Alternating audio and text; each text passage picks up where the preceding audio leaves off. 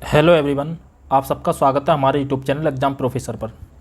आज की वीडियो हम जो एनवायरनमेंट की जो हम सीरीज़ चला रहे हैं उसके हम सेकंड पार्ट डिस्कस करने वाले हैं, जिसमें हम जो आगे के जो प्रीवियस पेपर के जो भी क्वेश्चंस हैं उनको डिस्कस करेंगे।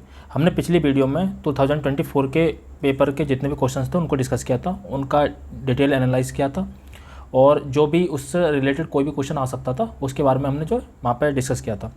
तो आज की वीडियो में जो है हम आगे के जो है क्वेश्चंस जो हैं उनको डिस्कस करेंगे, जिसमें हम 2023 से लेकर 2028 की तरफ को जाएंगे, 18 की तरफ को जाएंगे। ठीक है, तो मैंने कुछ चीज़ें बताई थी, जैसे आपको कुछ इंपॉर्टेंट टॉपिक हैं। अगर एनवायरनमेंट की आपने अगर तैयारी कर ली है तो आप इन टॉपिक्स को देख लेना कि ये टॉपिक्स आपके कंप्लीट तैयार हो गए हैं या नहीं हो गए हैं। ठीक है, जैसे SDG है, एनर्जी सोर्सेस हैं, एनवायरमेंटल एक्ट हैं, बायोडिग्रेडेबल नॉन बायोडिग्रेडेबल हैं, national park, biosphere reserve, Ramsar sites हैं, कुछ स्पेशली यूपी की जरूर याद कर लेना। ठीक है, वाइल्ड लाइफ सेंचुरी है, तो इसके अलावा प्रोजेक्ट्स हैं जो प्रोजेक्ट टाइगर वगैरह, इस तरह की चीज़ें जो आपको याद होना चाहिए। ठीक है, और वीडियो को एंड तक देखना। अगर वीडियो पसंद आए तो चैनल को सब्सक्राइब कर देना। ठीक है, तो हमने जो पिछली वीडियो अगर आपने नहीं देखी तो उसको देख लेना। मैंने सारे क्वेश्चंस को डिस्कस कर दिया, जितने भी क्वेश्चंस आए थे 14-24 वाला जो पेपर हुआ था अभी, उसमें जो भी क्वेश्चंस आए थे उनको हमने डिस्कस कर लिया था। आज के जो वीडियो हम डिस्कस करने वाले हैं वो आगे के क्वेश्चन डिस्कस करने वाले हैं, जिसमें जो सबसे पहले हम डिस्कस करेंगे वो 2023 के क्वेश्चन से डिस्कस करेंगे। ठीक है, तो ये पहला क्वेश्चन था, बायोलॉजिकल ऑक्सीजन डिमांड किसके लिए एक मानक मानदंड है। ठीक है, बीओडी आपने सुना होगा, एक COD भी सुना होगा। ठीक है, इनके बारे में बाद में डिस्कस करेंगे, पहला क्वेश्चन देख लेते हैं। बायोलॉजिकल ऑक्सीजन डिमांड किसके लिए एक मानक मानदंड है। तो चलिए, पारिस्थितिकी तंत्र में प्रदूषण की जाँच के लिए, उच्च ऊंचाई वाले क्षेत्रों में ऑक्सीजन की जांच के लिए, रक्त में ऑक्सीजन के स्तर की जांच के लिए और वन पारिस्थितिकी तंत्र में ऑक्सीजन स्तर के संग्रहण के लिए। ठीक है, तो देखिए बीओडी क्या होता है कि ये जो होता है कि किसी भी जो जैविक पदार्थ जो होते हैं किसी भी जल में, तो वो जो सूक्ष्म जीवों का जो सूक्ष्म जीवों द्वारा जो अपघटन करने के लिए, जो जैविक पदार्थों का अपघटन करने के लिए जो ऑक्सीजन की मांग की जाती है उसे ही जो हम कहते हैं बायोलॉजिकल ऑक्सीजन डिमांड कहते हैं। ठीक है, ये चीज़ आपको पता होंगी। इसी तरह एक COD होता है, ये होती है केमिकल ऑक्सीजन डिमांड। तो इसमें क्या होता है, ये रासायनिक ऑक्सीजन मांग जो होती है, इसमें क्या होता है, इसमें ऑक्सीकृत करने के लिए जो जीवाणु जितनी भी मांग करते हैं तो उसे COD कहते हैं, और COD का मान हमेशा जो होता है BOD से अधिक होता है। ये सारी चीज़ आपको पता होंगी। ठीक है, अगर नहीं है तो आप जो है इसको COD और BOD को देख लेना। ठीक है, बायोलॉजिकल ऑक्सीजन डिमांड और जो है COD भी देख लेना। ठीक है, ये दोनों चीज़ें देख लेना। फिलहाल इसमें जो है बायोलॉजिकल ऑक्सीजन डिमांड जो होता है उसके लिए क्या मानक मानदंड है, वो जलीय पारिस्थितिकी तंत्र में प्रदूषण की जांच के लिए जो है इसका प्रयोग किया जाता है। तो 103 का जो जाएगा आपको ऑप्शन नंबर A राइट हो जाएगा। ठीक है, तो बायोलॉजिकल ऑक्सीजन डिमांड किसके लिए एक मानक मानदंड है, तो जलीय पारिस्थितिकी तंत्र में प्रदूषण की जांच के लिए। अगर BOD का मान जितना अधिक होगा उतना ही जल प्रदूषित होगा। याद रखना, जितना BOD का मान अधिक होगा, BOD का मान जितना अधिक होगा उतना ही जल अधिक प्रदूषित होगा। ठीक है, जितना कम होगा उतना स्वच्छ जल होगा। बस इतनी चीज़ याद रख लेना। ठीक है, अगला, जलीय पौधा जिसे प्रायः जल प्लावित धान के खेत में जैव उर्वरक के रूप में प्रयोग में लाया जाता है वह है, तो लेमना, वॉल्फिया, एजोला, ट्रापा। तो ये आपने कर रखा होगा, एजोला। ये ऑप्शन नंबर 20 का राइट हो जाएगा। ठीक है, ऑप्शन नंबर B राइट हो जाएगा, एजोला। ये प्रीवियस में भी आ चुका है। निम्नलिखित में से किसे हंसी पैदा करने वाली गैस के रूप में जाना जाता है, लाफिंग गैस के रूप में आपने पढ़ रखा होगा, नाइट्रस ऑक्साइड। तो नाइट्रस ऑक्साइड को जो लाफिंग गैस के रूप में जाना जाता है। ठीक है, क्लोरोफ्लोरोकार्बन जो है ये आपको पता होगा, जो ओजोन परत के क्षरण के लिए जिम्मेदार होती है क्लोरोफ्लोरोकार्बन, और बाकी ये ग्रीन हाउस गैस भी है। ठीक है, ग्रीन हाउस गैसों में अगर आप देखेंगे तो CO2 है, उसके बाद मीथेन है, उसके बाद N2O है, फिर उसके बाद ये CFC आती है। ठीक है, CFC, PFC, ये सब जो है ग्रीन हाउस गैसेस है। ठीक है, अच्छा, इनके जो क्लोरोफ्लोरोकार्बन को स्पेशली नहीं माना जाता, इसकी जगह जो यूज करा गया था HFC, इसको माना जाता है। ठीक है, HFC के अलावा एक PFC है और एक SF6 है। ठीक है, इसे माना जाता है। फिलहाल क्लोरोफ्लोरोकार्बन को जो है जो ओजोन क्षरण के लिए उत्तरदायी माना जाता है। बस इतनी बातें आप याद रख सकते हैं। इसके अलावा जो कार्बन मोनोऑक्साइड है, ये कार्बन मोनोऑक्साइड जो उत्पन्न होती है, जो अर्ध दहन से उत्पन्न होती है, जो जीवाश्म ईंधनों का हम जब अर्ध दहन करते हैं ना, तो वहाँ से कार्बन मोनोऑक्साइड उत्पन्न होती है। ठीक है, एक तो ये जो है इसे दमघोटू गैस भी कहते हैं, दमघोटू, क्योंकि ये क्या होती है, जो हीमोग्लोबिन से क्या करके कार्बोक्सिलिक हीमोग्लोबिन बना लेती है, जिसके कारण जो है रक्त में जो है मतलब रक्त में प्रॉब्लम हो जाती है। तो इस वजह से जो है इसे दम घुटने लगता है, मतलब ऑक्सीजन का प्रवाह कम हो जाता है, तो इससे जो है दम घोटू गैस भी कहते हैं। तो कार्बन मोनोऑक्साइड के बारे में ये है। ठीक है, अमोनिया तीखी गंध वाली गैस होती है, आपको पता होगा। ठीक है, अमोनिया। तो इसका फिलहाल आंसर हो जाएगा नाइट्रस ऑक्साइड। निम्नलिखित में से हंसी पैदा करने वाली गैस कहते हैं, लाफिंग गैस कहते हैं नाइट्रस ऑक्साइड को। ये सब चीज़ आपको पता होना चाहिए। समुद्री सवाल किसके महत्वपूर्ण स्रोत हैं? तो आयोडीन के, क्लोरीन के, ब्रोमीन के या ऑर्गन के। ठीक है, देखिए अगर समुद्री सवाल की बात होती है तो समुद्री में जो का जल क्या होता है, खारा होता है, मतलब लवणीय होता है। तो लवणीय जल उसमें क्या होता है, इसमें नमक की मात्रा होती है। आपको पता होगा कि समुद्र से नमक की प्राप्ति की जाती है।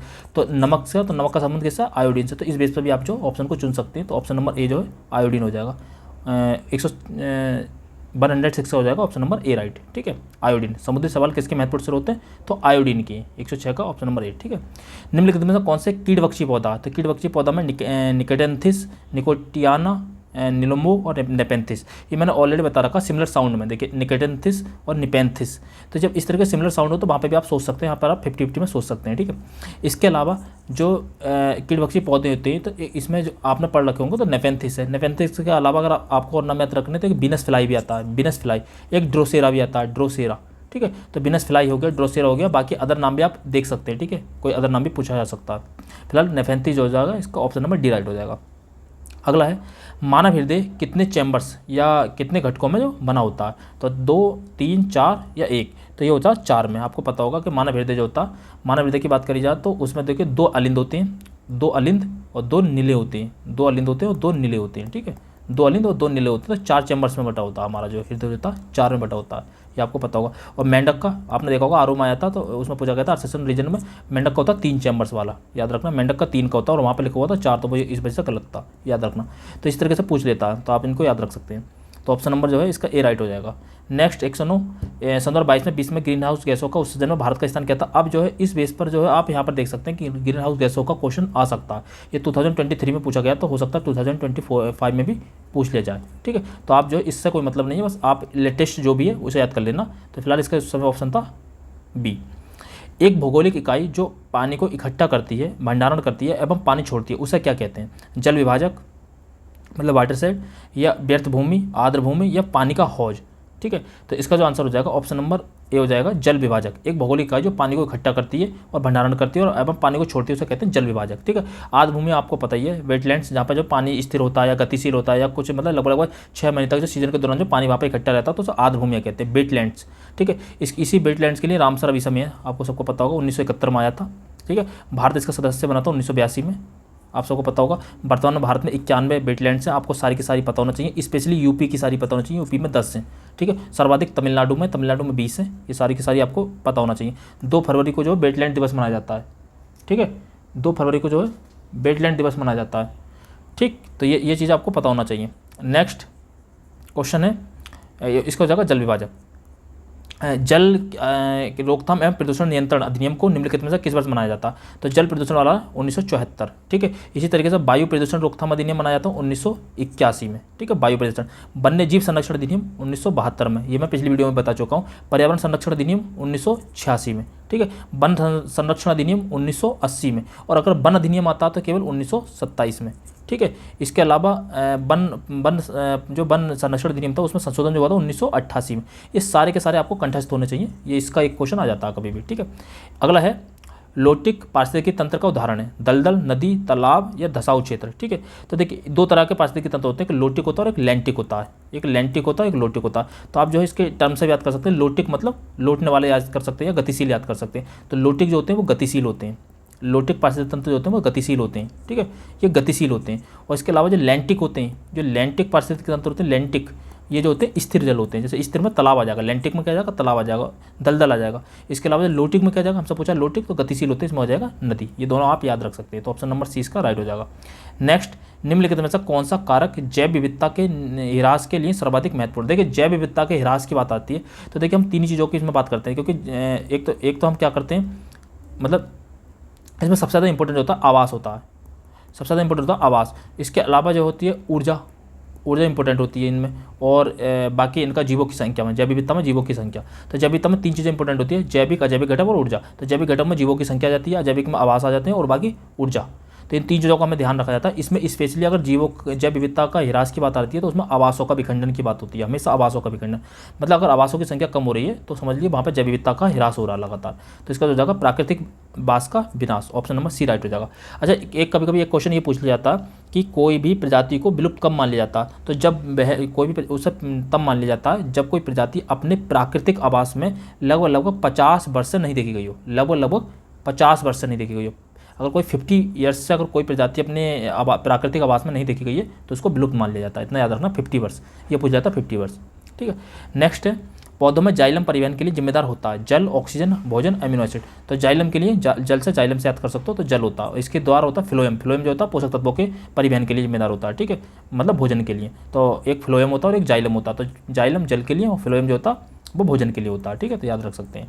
अगला है गैर पारंपरिक ऊर्जा स्रोतों के वे स्रोत हैं जो कि, तो गैर पारंपरिक मतलब नॉन कन्वेंशनल। ठीक है, तो नॉन कन्वेंशनल कौन से होंगे, नॉन रिन्यूएबल होंगे या रिन्यूएबल होंगे। तो गैर पारंपरिक, तो पारंपरिक क्या होती है, पारंपरिक में ये होता है जो हम परंपरा से चले आ रहे हैं, मतलब जो हमें यूज करते आ रहे हैं, जैसे पेट्रोलियम हो गया, ठीक है, कोयला हो गया, ठीक है, घासलेट हो गया, ये सारे सारे पारंपरिक है। और नॉन पारंपरिक क्या है, जो गैर पारंपरिक है, जो आज के हैं, जो कभी भी समाप्त नहीं होंगे, वो रिन्यूएबल है, अर्थात नवीकरणीय है। रिन्यूएबल में मतलब जैसे सौर ऊर्जा हो गया, पवन ऊर्जा हो गया, ठीक है, जल ऊर्जा हो गया, ये सारे के सारे रिन्यूएबल है, मतलब गैर पारंपरिक हैं। ये परंपरा से नहीं आ रहे हैं, या हमने अभी विकसित किए हैं और हम लगातार, ये रिन्यूएबल हैं, इन्हें लगातार ये कभी भी समाप्त नहीं हो सकते। तो ऑप्शन नंबर 20 का राइट हो जाएगा, नवीनीकरणीय।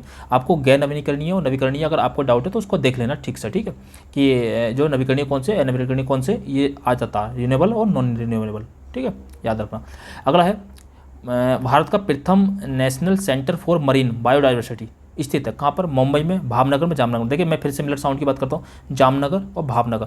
अगर इस तरह की कहीं भी चीज़ आपको दिखे, देखिए आपको क्या होता है, पेपर जब सॉल्व करते समय बहुत सारी चीज़ों का ध्यान रखना होता है। ये नहीं कि केवल आपको नॉलेज है कि जो पता है तो बस लगा दिया, नहीं पता तो बस को छोड़ दिया, ऐसा नहीं है। आपको मल्टीपल तरीके से चीज़ों को यूज करना होता है। ठीक है, आपको अलग अलग तरीके से क्वेश्चन को डील करना होता है। जैसे किसी में क्या होता है सिमिलर साउंड के बेस पर होगा, किसी में केवल की वजह से हम कट करेंगे, किसी में हमें जो एक्सट्रीम स्टेटमेंट की वजह से गलत करेंगे, किसी में हम जनरल स्टेटमेंट की वजह से राइट कर देंगे, किसी में हम जो है सिमिलर स्टेटमेंट देखेंगे, किसी में सिमिलर साउंड देखेंगे, किसी में हम सबसे बड़ा विकल्प देखेंगे, किसी में सबसे ऑड विकल्प देखेंगे। तो इन सब चीज़ों को हम चीज़ों को ना, ये चीज़ें डेवलप कब होती है, जब बार बार प्रैक्टिस से।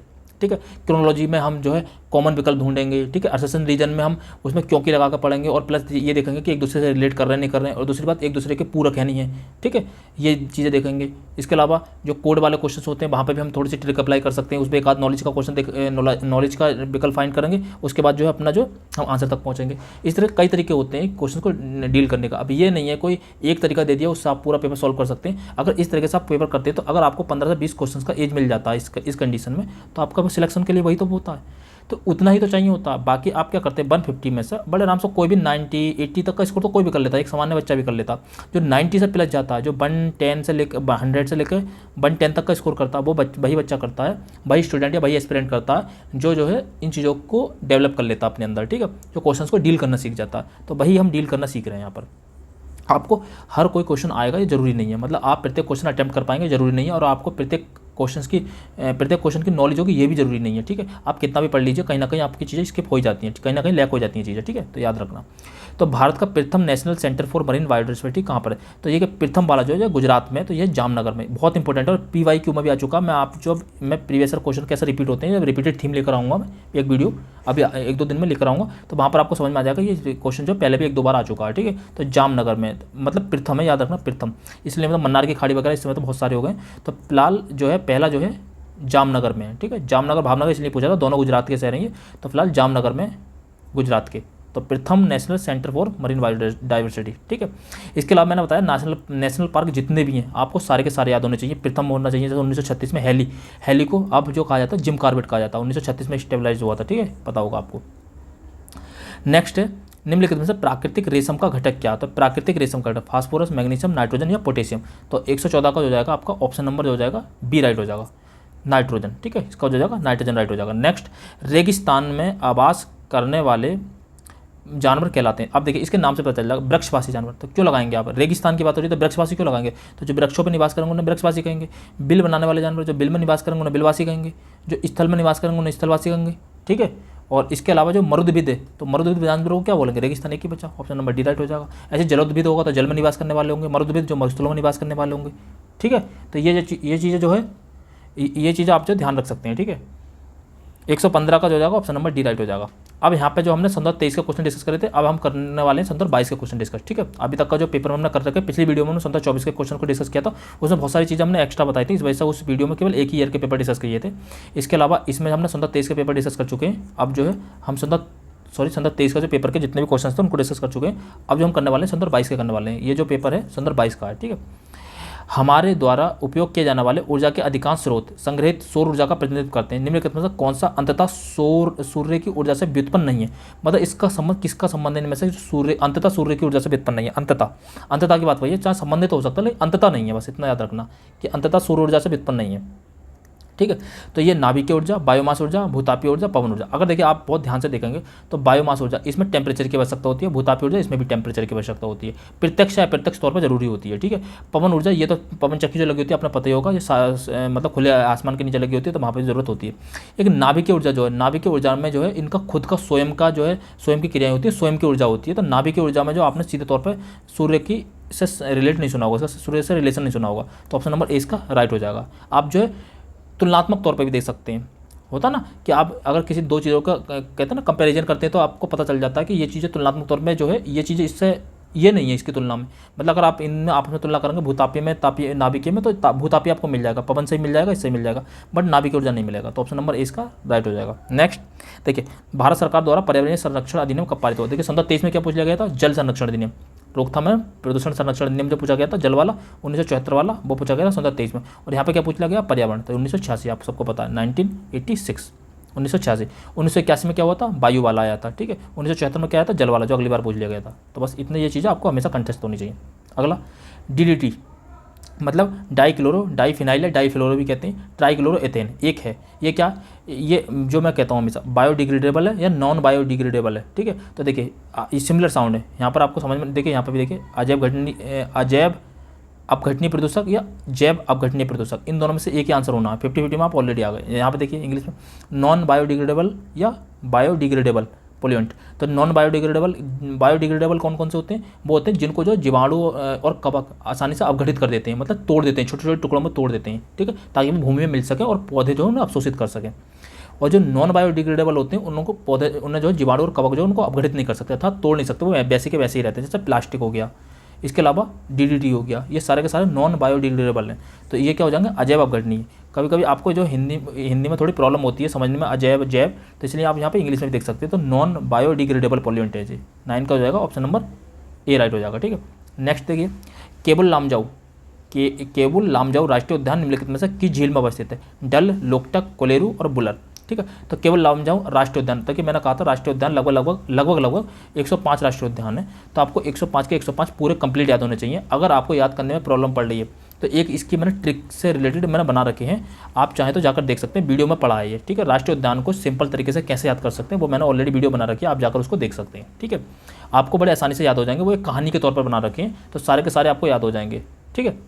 मतलब एक जैसा आपको एग्जांपल के तौर पर बताऊं तो जैसा जम्मू कश्मीर का कौन कौन से हैं, एक सलीम अली है, एक किश्तवाड़ी है और एक दांची गांव है। तो उसकी ट्रिक क्या बना रखी है, जो जम्मू का सलीम जो है कश्ती से दच के गांव गया, तो दांची गांव हो जाएगा, किश्तवाड़ी हो जाएगा और सलीम अली हो जाएगा। इस तरीके से आप जो कहानी से याद कर सकते हैं, ठीक है। जैसे झारखंड का बेटा हज़ारों में एक है, तो एक बेतला हो गया, बेटा से बेतला हो जाएगा, हजारीबाग हो जाएगा। देखिए याद करने का एक तरीका है, जस्ट आप अपने तरीके से भी ट्रिक बना सकते हो, कुछ भी बना सकते हो। देखिए लंबे टाइम तक, लॉन्ग टाइम तक आपको याद रखना, तो छोटी छोटी चीज़ें बनानी ही पड़ेंगी आपको, ऐसे आप डायरेक्ट नहीं रट सकते उसको, ठीक है। तो आप जो याद कर सकते हैं, तो आपको सबको पता होगा केवल लामजाऊ, तैरता हुआ पार्क भी है। यहाँ पर क्या पाया जाता है, डांसिंग डियर, ये डांसिंग डियर के लिए पॉपुलर है। तो ऑप्शन नंबर जो हो जाएगा आपका हो जाएगा लोकटक, मणिपुर में पाई जाती है, ऑप्शन नंबर सी इसका राइट हो जाएगा। मणिपुर की लोकटक झील, जहाँ पर तैरता हुआ पार्क पाया जाता है, और डांसिंग डियर यहाँ की जो यहाँ का जो एनिमल है, ठीक है, पॉपुलर, ठीक है। तो लोकटक झील हो जाएगा। नेक्स्ट, निम्नलिखित में से कौन सा बायोमास ऊर्जा का स्रोत नहीं है। तो देखिए बायोमास ऊर्जा का स्रोत, तो सिंपल जवाब देते हैं, कोयला, लकड़ी, गोबर, ये सब के सब बायोमास ऊर्जा का स्रोत है। ये क्या अलग दिख रहा है, परमाणु ऊर्जा, तो जिसे मैं कहता हूँ ऑड वाला, जो ऑड विकल्प होता है उसको आप ले सकते हैं, परमाणु ऊर्जा। तो 24 का जो हो जाएगा आपका, 24 का हो जाएगा, ऑप्शन नंबर ए राइट हो जाएगा, ठीक है। तो इसमें तो कुछ सोचने वाली बातें नहीं। देखिए लकड़ी का भी अपघटन होने के बाद वही मतलब गोबर गैस की तरह गोबर गैस बन जाता है, ऐसे गोबर सब जो इसमें परिवर्तित हो जाते हैं, सबके सब एक ही जगह होते हैं, ठीक है। जो कूड़ा कचरे के ढेर देखे होंगे आपने, ये सारे के सारे इनमें सारे तत्व होते हैं, परमाणु ऊर्जा नहीं होती है उसमें, याद रखना। तो ये ऑड के तौर पर भी आप ले सकते हैं। निम्नलिखित में से कौन सा हरित गृह गैस नहीं है? तो देखिए हरित गृह गैस मैंने याद ही करा दी आपको, CO2 होती है सबसे ज़्यादा योगदान देने वाली। देखिए क्षमता CO2 की सबसे कम होती है, क्षमता, दक्षता, इफिशियंसी सबसे कम होती है, लेकिन सबसे ज़्यादा योगदान जो देती है CO2 देती है। उसके बाद मीथेन देती है, मीथेन के बाद N2O देती है, उसके बाद जो है आपकी HFC देती है, HFC हाइड्रोफ्लोरोकार्बन HFC, उसके बाद PFC, और इसके बाद जो होता है आपका योगदान के मामले SF6। ये योगदान के मामले में। अगर इसकी दक्षता के मामले में तो दक्षता का इधर क्रम हो जाएगा, दक्षता का चेंज हो जाएगा। सबसे ज़्यादा दक्षता इसकी है, सबसे ज़्यादा एफिशिएंसी इसकी है गर्म करने की, बट ये बहुत कम मात्रा में पाई जाती है, इसलिए इसका योगदान बहुत कम होता है। ये बहुत अधिक मात्रा पाई जाती है तो इसका योगदान अधिक होता है। आपको पता ही है कि 71%, 78% नाइट्रोजन है, ठीक है। ऑर्गन भी है, ठीक है। इसी तरह के 0.03% है, इतना याद रखें। और 0.3% जो ऑर्गन है, और 0.03% क्या है आपकी CO2 है, 0.03। तो ये 4th नंबर पर आती है। इसके अलावा ऑक्सीजन आती है, ऑक्सीजन लगभग 21% है। आप सबको ये चीज़ें पता होना चाहिए, ठीक है। तो इसका जो हो जाएगा आपका कौन सी गैस नहीं होगी? तो क्लोरोफ्लोरोकार्बन, कार्बन डाइऑक्साइड, ऑर्गन या मीथेन। तो 25 का जो जाएगा आपका ऑप्शन नंबर हो जाएगा C, ऑर्गन। तो ये क्लोरोफ्लोरोकार्बन देती है, मतलब योगदान देती है, मतलब वही है कि बहुत कम मात्रा में पाई जाती है, इसलिए जो है इतना जो है नहीं दे पाती है योगदान, ठीक है, याद है। बट देती जरूर है हरित गृह में, मैंने कहा था ना अभी। तो कौन सी नहीं देती? ऑर्गन नहीं देती, ऑर्गन का कोई संबंध नहीं है। मीथेन तो है ही, बहुत ज़्यादा इंपॉर्टेंट है। मीथेन कहाँ से पाई जाती है? कोई भी दलदली क्षेत्र हो, जैसे पीठभूमि हो, वहाँ से निकलती है। दीमक मीमक होकर वहाँ से निकलती है, जो कि वो अपघटन करते हैं। इसके अलावा गोबर से गैस से निकलती है, गोबर में से निकलती है। जो पशु जुगाली करते हैं वहाँ से निकलती है। ये सारे के सारे मीथेन के स्रोत हैं। धान के खेतों से निकलती है, ये सारे आपको पता होगा। कार्बन डाइऑक्साइड तो जितने भी जहाँ भी कार्बन जल रहा है वहाँ पर कार्बन डाइऑक्साइड पाई ही जाएगी, बस इतना याद रख सकते हैं। और ये कहाँ से निकलती है? क्लोरोफ्लोरोकार्बन प्रशीतकों से, मतलब जो फ्रीज वगैरह होते हैं, रेफ्रिजरेटर वगैरह होते हैं, तो वहाँ से निकलते हैं। जितने भी कूलिंग एजेंट होते हैं, कोई भी कूलिंग एजेंट, जैसे AC है, रेफ्रिजरेटर है, जो भी हैं, इन सबसे जो है क्लोरोफ्लोरोकार्बन निकलती है, आपको पता होगा। इसी की वजह से तो हुआ था मॉन्ट्रियल प्रोटोकॉल।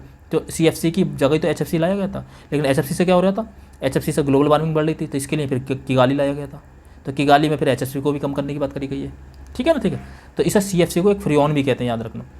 तो फिलहाल ऑप्शन नंबर इसका C राइट हो जाएगा। 65 क्या? किस उत्पाद को इको मार्क दिया जाता है?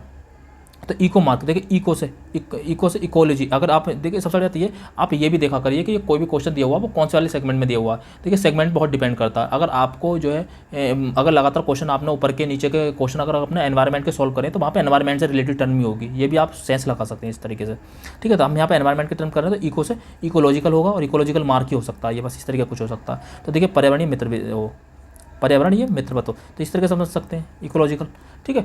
तो ऑप्शन नंबर D इसका राइट हो जाएगा।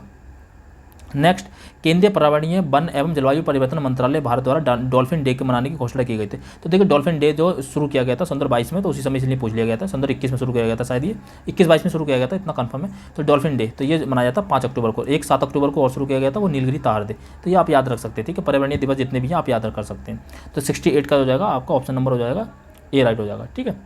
68 का question number option number A right हो जाएगा। 78 देखिए, सॉरी अगला क्वेश्चन देखिए, प्रकाश रासायनिक धुंध में सदैव होता है। प्रकाश रासायनिक धुंध में सदैव होता है, प्रकाश रासायनिक धुंध में सदैव होता है। तो ओजोन होता है, फास्फोरस होता है, एल्युमिनियम आयन होता है, या मीथेन होता है। तो देखिए प्रकाश रासायनिक धुंध में सदैव जो होता है ओजोन होता है, हमेशा ओजोन होता है। तो जो NO होता है उसका बाइफिल कार्बनिक यौगिक होता है, और ओजोन जो होता है वो सूर्य के प्रकाश की उपस्थिति में प्रकाश रासायनिक धूम फोटोकेमिकल स्मॉग बना लेता है, फोटोकेमिकल स्मॉग। तो सूर्य के प्रकाश के उपस्थिति, सनलाइट की उपस्थिति में ये सब मिलकर जो है क्या बना लेते हैं, इसलिए ओजोन हमेशा पाया जाता है, इतना याद रखना। और प्रकाश रासायनिक धुंध कोहरे में हमेशा ओजोन मिलता है, ये याद रखना, ठीक है।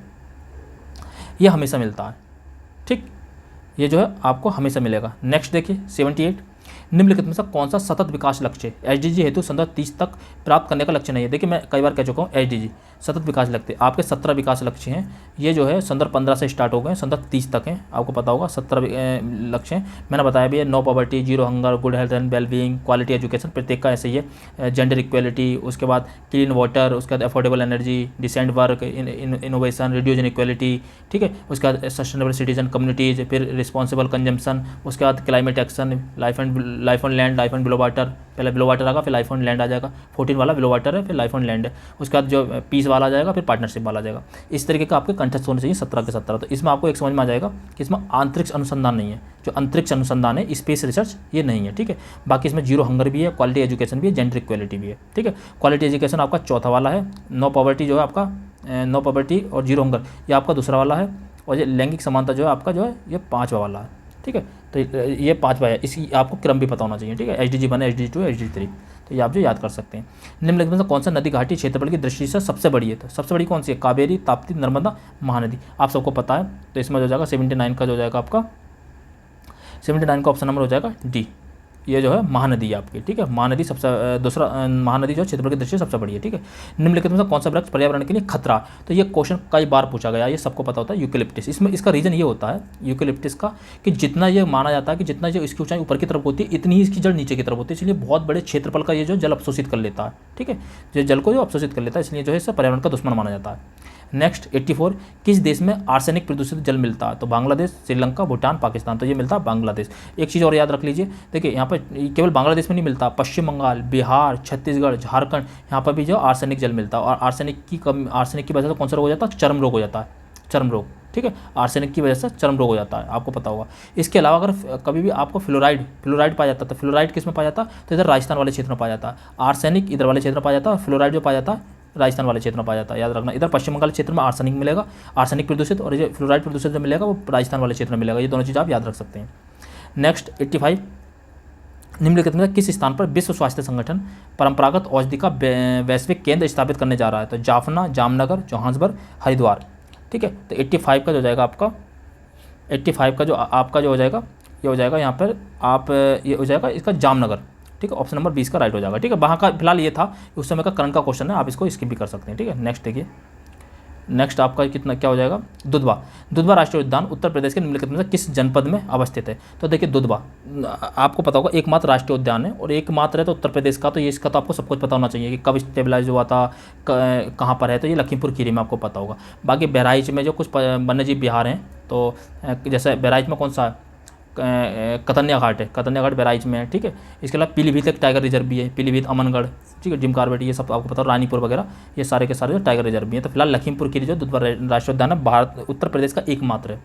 जो नेशनल पार्क में हमेशा याद करने देता हूँ, तो हर पेपर में आया, तो आपको याद करना ही पड़ेगा। इसके लिए मैंने एक वीडियो बना रखी है, आप चाहें तो आगे जाकर देख सकते हैं।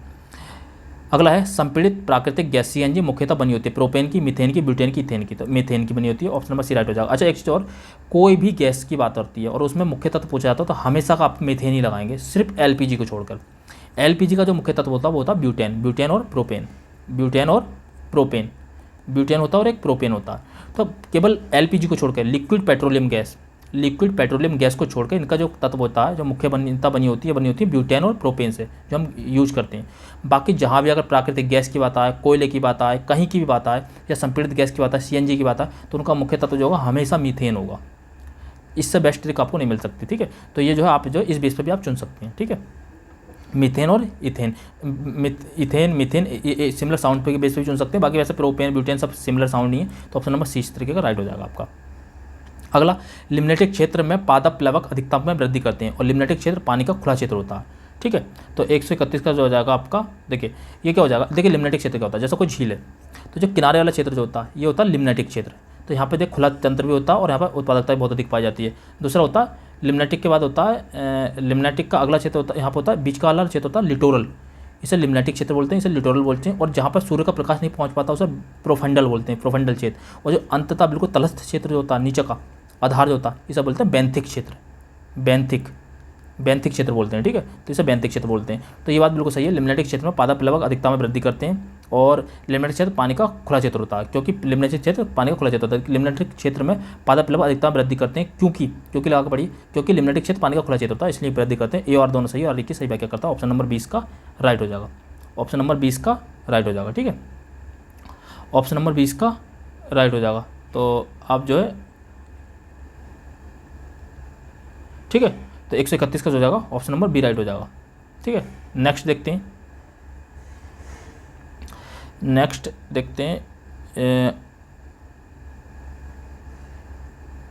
एक सेकंड सिर्फ, हम जो है ये एक क्वेश्चन था, एक सेकंड रुकिए, एक क्वेश्चन था, हाँ ठीक है, इसका जामनगर ही था, ठीक है, याद रखना। अगला हो गया, ये मैंने बता दिया था। हाँ अब देखिए फिर आ जाइए एचडीजी। देखिए एचडीजी के संदर्भ 23 में कम से कम आए थे 5 क्वेश्चन, एचडी के संदर्भ 23 में 5 क्वेश्चन आए थे। और इसके बाद देखिए ये 2022 में आए थे, 2023 में 2 में ये क्वेश्चन आया था। हर बार कम से कम एचडीजी का 1 से 2 क्वेश्चन आते जरूर, तो एचडीजी आपके कंटेस्ट होने चाहिए। जस्ट 17 गोल है, तो 17 के 17 होने चाहिए क्रम से याद आपके, ठीक है। तो देखिए एचडीजी 10 वही बताया था मैंने, असमानताओं में कमी। 13 क्लाइमेट एक्शन हो गया, देखिए यहाँ पे क्लाइमेट एक्शन जैसे भी आपने याद कर रखे हो। 14 आपका लाइफ बिलो वाटर, और 15 हो जाएगा लाइफ ऑन लैंड हो जाएगा, तो बस ये हो जाएगा। 14 जल के नीचे, और 15 हो जाएगा ये। तो इसका क्या हो जाएगा आपका 3 के बाद आ जाएगा आपका 1, ये हो जाएगा। तो ये ऑप्शन नंबर जो हो जाएगा बी राइट हो जाएगा। 133 का ऑप्शन नंबर बी राइट हो जाएगा। अच्छा, अगर आपको ट्रिक के बेस पे चलना तो देखिए पहले ट्रिक बहुत अच्छे से वर्क करती थी, अब हम इस बार देख लेंगे। देखिए 3 ये चुन लिया, ये एलिमिनेट, उसके बाद जो है आप यहाँ पे 50-50 मांगे। देखिए ये कंफर्मेशन नहीं मिल गई। बाकी 2 आप जो है बी का सेकंड लेते नहीं है, आपको पता है, मैंने ये आपकी ट्रिक बता रहा है, क्योंकि अगर आप में से पहले जुड़े तो ये एलिमिनेट हो जाएगा, ऑप्शन नंबर 20 का राइट हो जाएगा। तो 133 का आपका हो जाएगा ऑप्शन नंबर बी राइट हो जाएगा। इस बेस पर आप चुनते थे, पहले बहुत अच्छे से वर्क करती थी, बट इस बार जो है पिछली बार का पीसीएस और इसका आरओ में 7 क्वेश्चन आए थे, उसमें से जो है 4 क्वेश्चन में वर्क नहीं की थी, 1 क्वेश्चन में प्रॉपर वर्क की थी, 2 क्वेश्चन में 50-50 वर्क की थी। इस तरीके से वर्क की थी, बट वर्क की थी, इतना नहीं है कि पूर्णता नहीं की थी, बट इतना है कि इतने से काम नहीं चलेगा हमारा। तो पहले प्रॉपर वर्क करती थी। देखिए 3 ये गया 2 का सेकंड हम लेते नहीं, तो ये भी गया, ऑप्शन नंबर 20 का राइट हो गया। तो इस बेस पर भी आप चुन सकते हैं, बाकी आपको याद है तो अच्छी बात है। अगला है निम्नलिखित में से कौन सा पदार्थ जैव निम्नीकरणीय है। तो देखिए फिर आ गया बायोडिग्रेडेबल और नॉन बायोडिग्रेडेबल। तो वहाँ पर क्या पूछा था, नॉन बायोडिग्रेडेबल, तो वहाँ पर आपने याद क्या करा था, डीडीटी। और बायोडिग्रेडेबल क्या हो जाएगा, देखिए प्लास्टिक तो होता नहीं है, ठीक है। इसके अलावा क्या हो जाएगा, कांच की बोतलें भी नहीं होती, क्योंकि लेड भी नहीं होता, और एल्युमिनियम तो होएगा नहीं, तो क्या हो जाएगा, ऊन हो जाएगा। ऊन जो है बायोडिग्रेडेबल है, ये जो है इसका अपघटन हो सकता है, छोटे छोटे टुकड़ों में टूट सकता है, तो ऑप्शन नंबर बी हो जाएगा, ऊन, ठीक है। नॉन बायोडिग्रेडेबल के लिए आप ये याद कर सकते हैं सारे प्लास्टिक हो गया, कांच की बोतल हो गई, एल्युमिनियम फाइल हो गया, ठीक है। तो यहाँ तक जो हमने सॉल्व कर लिए, आपके क्वेश्चन सॉल्व कर लिए हमने सन 2022 तक के कर लिए। अब जो नेक्स्ट जो है आपके सन 2021 के हैं, फिर सन 2020 के, फिर सन 2019 के, और सन 2018 के। तो इस वीडियो में हम जो है सन 2021 के और सॉल्व कर लेते हैं। अगली वीडियो में फिर हम करेंगे सन 2020 के, सन 2019 के, सन 2018 के, ठीक है। तो ये इस वीडियो में हम सन 2021 को सॉल्व कर लेते हैं। 8 क्वेश्चन है। तो निम्नलिखित में से कौन सा अन्य तीनों की तुलना में ज़्यादा सूर्य की रोशनी परिवर्तित करता है। तो देखिए सूर्य की रोशनी परिवर्तित करने का जो डिपेंड करता है वो करता है पृष्ठ पर। अगर पृष्ठ चिकना है इसका, अगर पृष्ठ चिकना है तो वो सूर्य की ज़्यादा किरणों को जो है परावर्तित करेगा। तो इसमें से बस आपको इतना ध्यान रखना है कि किसका पृष्ठ जो है ज़्यादा चिकना और ज़्यादा मतलब परावर्तित कर सकता है। तो रेत का रेगिस्तान, धान का खेत, या ताज़ा बर्फ़ की भूमि। तो बर्फ़ जो है, तो आपको पता होगा बर्फ़ जो है पूरे एक मिरर की तरह काम करता है, एक शीशे की तरह काम करता है। तो इसका जो हो जाएगा ऑप्शन नंबर जो हो जाएगा सी राइट हो जाएगा। 13 का जो हो जाएगा आपका ऑप्शन नंबर सी राइट हो जाएगा। नेक्स्ट देखिए वायुमंडल में प्रकाश के प्रसार का कारण क्या होता है। ये आपने फिजिक्स में पढ़ रखा होगा कि जो क्या होता है, जब वायुमंडल से सूर्य के प्रकाश की किरणें आती हैं, तो जब वायुमंडल पर से धूलकण होते हैं, उन धूलकणों से टकराकर वो जो फैल जाता है। और बाकी आपने विबग्योर पढ़ रखा होगा। विबग्योर क्या होता है, ये 7 रंग होते हैं सूर्य के प्रकाश में, और उसमें जो है सबसे ज़्यादा रंग जो फैलता है वो बैगनी फैलता है। तो इस वजह से आकाश का रंग जो दिखाई देता है बैगनी, नीला, सबसे कम कौन सा फैलता है, रेड। तो ये या तो बैगनी फैलता है, या जामुनी फैलता है, या नीला फैलता है। तो जो नीला जो होता है, तीसरा ब्लू वाला जो होता है, ये सर्वाधिक फैलता है, इनका कलर जो नीला बन जाता है। इसी के कारण आसमान का रंग जो नीला दिखाई देता है, ठीक है। आसमान का रंग जो नीला दिखाई देता है, तो चाहे किसके कारण होता है, ऑप्शन नंबर बी राइट हो जाएगा, धूलकण के कारण। तो वायुमंडल में जो प्रकाश फैलता है धूलकण के कारण कहता है, इसे स्कैटरिंग ऑफ लाइट कहते हैं, ठीक है। प्रकाश का प्रकीर्णन कहते हैं। आपने फिजिक्स में पढ़ रखा होगा, हाई स्कूल में आपने फिजिक्स में पढ़ रखा होगा, स्कैटरिंग ऑफ लाइट कहते हैं, प्रकाश का प्रकीर्णन। निम्नलिखित में से कौन सा वायु प्रदूषक का सूचक है। तो देखिए वायु प्रदूषक का सूचक जो होता है वो होता है लाइकेन, और लाइकेन बना होता है कवक और शैवाल से। लाइकेन बना होता है कवक और शैवाल से, बस ये चीज़ याद रख लेना, ठीक है। ये शैवाल जो होते हैं स्वपोषी होते हैं, याद रखना, ये स्वपोषी होते हैं। कवक जो परपोषी होते हैं, इनकी अपना भोजन स्वयं नहीं बना सकते, इसलिए सहजीवी संबंध बनाते हैं, ठीक है। इसलिए सहजीवी संबंध बनाते हैं, ये सब बात आपको पता होंगे। जिस जगह पे प्रदूषण न्यूनतम होगा तो वहाँ पे शैवाल लाइकेन दिखाई देते हैं, ठीक है। तो लाइकेन सामान्यतः ग्रामीण क्षेत्रों में दिखाई देते हैं। आप कहीं भी देखेंगे तो बारिश का मौसम होता है, वहाँ पर लाइकेन सामान्यतः देखने को मिल जाता है। शहरी क्षेत्रों में नहीं मिलते, क्योंकि शहरी क्षेत्रों में जो है पॉल्यूशन ज़्यादा होता है। तो लाइकेन जो होता है प्रदूषण का सूचक होते हैं। लाइकेन क्या होता है, जो हरे छोटे दीवारों पर आपको ग्रीन दिखाई देते हैं, वो लाइकेन होते हैं, ठीक है। अगला है नाइट्रोजन एक आवश्यक अवयव नहीं है, आरएनए का, डीएनए का, क्लोरोफिल का, या कार्बोहाइड्रेट का। तो ये जो हो जाएगा आपका आरएनए, डीएनए, क्लोरोफिल, या ये हो जाएगा कार्बोहाइड्रेट का। तो नाइट्रोजन आवश्यक अवयव नहीं है, वो है कार्बोहाइड्रेट का, ठीक है। नेक्स्ट है रिंगल मेन स्केल। रिंगेल मेन स्केल जो है किससे संबंधित है। तो देखिए रिंगेल मतलब रिंग, इस तरीके से भी याद कर सकते हैं। रिंगल तो कैसे बनते हैं, रिंग धुआं से बनते हैं, तो धुएं से संबंधित है रिंगल मेन, ठीक है। ऐसे एक ग्रीन मफलर वर्ड आता है, तो वो ध्वनि प्रदूषण से संबंधित है। ग्रीन मफलर ध्वनि प्रदूषण से संबंधित है, और रिंगेल मेन स्केल जो है वो धुआं से संबंधित है। ये 2 चीज़ आप याद रख सकते हैं। अगला है निम्नलिखित में कौन सा रामसर स्थल उत्तर प्रदेश में स्थित नहीं है। देखिए सूर सरोवर भी है, सूर सरोवर आगरा में है, समसपुर रायबरेली में है, ठीक है, और सरसाई इटावा में, इसके अलावा सुरिंसर मानसर ये जम्मू कश्मीर में, ना कि उत्तर प्रदेश में, ये जम्मू कश्मीर में, ठीक है, ये जम्मू कश्मीर का है, तो ये जो है इसका नहीं हो जाएगा, तो ऑप्शन नंबर डी इसका राइट हो जाएगा। ऑप्शन नंबर डी इसका राइट हो जाएगा, मतलब कौन सा नहीं है, तो सुरिंसर मानसर नहीं है। अगला है संदर्भ 50 के लिए नेट जीरो लक्ष्य के संदर्भ में निम्नलिखित कथनों में से कौन सा सही है। अब देखिए, अब यहाँ पर मैं जो अपना ये नहीं है जो मैं शुरू से एक वन वर्ड वालों में चीज़ें अप्लाई करता रहा हूँ यहाँ पर करूँ। अब मुझे जैसे ये स्टेटमेंट वाला क्वेश्चन मिला, मैंने तुरंत अपनी ट्रिक चेंज करूँगा। अब मैं क्या करूँगा, संदर्भ 50 के लिए नेट जीरो के लक्ष्य के संदर्भ में निम्नलिखित कथनों में कौन सा सही है। तो इसका अभिप्राय है कि देश में संदर्भ 50 तक उसके उत्सर्जन को शून्य तक नीचे लाना, तो शून्य तक। तो एक बात बताइए, आप क्या ऐसा संभव है कि शून्य हो सकता है, उत्सर्जन शून्य हो सकता? तो नेट जीरो का मतलब शून्य नहीं था, नेट जीरो का मतलब ये था कि जितना हम उत्सर्जन करेंगे उतना ही हम अवशोषित कर लेंगे, जितना उत्सर्जन करेंगे उतना ही हम अवशोषण कर लेंगे उसका।